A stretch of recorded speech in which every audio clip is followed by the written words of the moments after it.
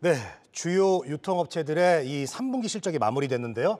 자, 여기에 대해서 산업 2부 지수희 기자와 이야기를 좀 나눠보겠습니다. 어서 오세요. 안녕하세요. 네. 자, 먼저 이마트부터 살펴보도록 하겠습니다. 이마트가 지난 상반기에 아주 실망스러운 실적을 내놨습니다. 3분기는 좀 괜찮아졌습니까?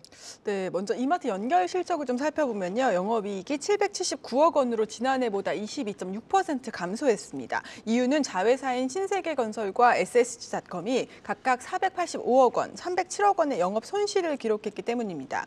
신세계건설은 고금리와 원자재 가격 인상 때문에 4분기 연속 적자를 냈고 SSG닷컴은 쿠팡과의 경쟁에서 밀리면서 영업 손실이 확대됐습니다. 다만 이마트만 별도로 보면 영업이익이 3개 분기 만에 플러스로 전환됐는데요. 지난 2분기 이마트는 258억 원의 손실을 내면서 충격을 줬는데 이번 분기는 지난해보다 4.9% 늘어난 1,102억 원을 기록했습니다. 2분기 영업 손실이 컸던 것은 대대적인 점포 리뉴얼이 진행됐기 때문인데요. 3분기에는 점포와 상품 리뉴얼 효과가 나타나면서 방문객 수가 증가했고 비용 절감을 위한 노력이 반영됐습니다. 이마트는 이에 대해서 본업 경쟁력 회복에 신호탄을 쐈다라고 해석했습니다. 네.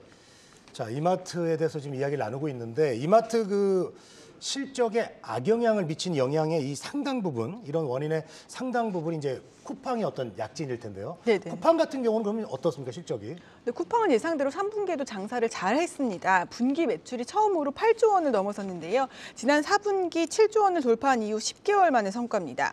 영업이익도 11% 늘어난 1,146억 원을 기록해서 5개 분기 연속 흑자를 내면서 올해 첫 연간 흑자 기록을 세울 것으로 보입니다. 활성 고객 수도 지난해보다 14% 증가해서 2천만 명을 넘어선 데다 1인당 매출도 약 7% 증가하는 등 내실도 탄탄해졌습니다. 또 바로 핵심 비즈니스인 로켓 배송이나 로켓 프레시 등이 계속 성장하고 있고 또 성장 사업 부문인 대만 사업과 쿠팡 이츠도 매출이 확대되고 있습니다. 성장 사업 부문의 경우에는 대규모 투자로 손실이 확대됐음에도 올해 3분기까지 쿠팡 전체의 누적 영업 흑자는 약 4,500억 원을 기록했습니다. 지난해 영업 손실이 2,300억 원이었던 것에 비하면 수익성 개선에 크게 성공했다는 평가가 나오고 있습니다. 네. 자, 쿠팡은 뭐 장사를 계속해서 잘하고 있는 느낌이 듭니다. 자, 그런데 이마트는 이제 위기감이 계속해서 커지고 있는 것 같습니다. 실제로 이마트 온라인 사업 부분 같은 경우는 이제 뚜렷한 성과가 나지 않고 있습니다. 그러면은 좀 걱정이 되는데요. 어떤 전략을 이마트는 갖고 있습니까? 실제로 쿠팡이 점유율을 좀 잠식하면서 SSG닷컴이나 G마켓의 경우에는 적자 상태가 지속되고 있습니다. 쿠팡의 와우 회원에 대항해서 야심차게 준비했던 신세계 유니버스 멤버십도 지지부진한 상황인데요. 상황이 이렇자 이마트는 이제는 쿠팡과 경쟁하기보다는 본업인 오프라인 유통 채널을 강화하는 방향으로 전략을 수정했습니다.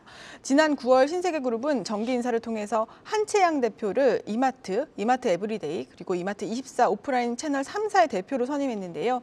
이 세 회사를 통합해서 구매력을 강화하고 상품 경쟁력을 극대화하는 등 오프라인 채널을 강화한다는 전략입니다. 실제로 지난 9일 한 대표는 이마트 창립 30주년 기념식에서 본업에 집중하겠다라고 공표를 하면서 내년에 5개 점포 부지를 추가로 확보하겠다고 강조했는데요.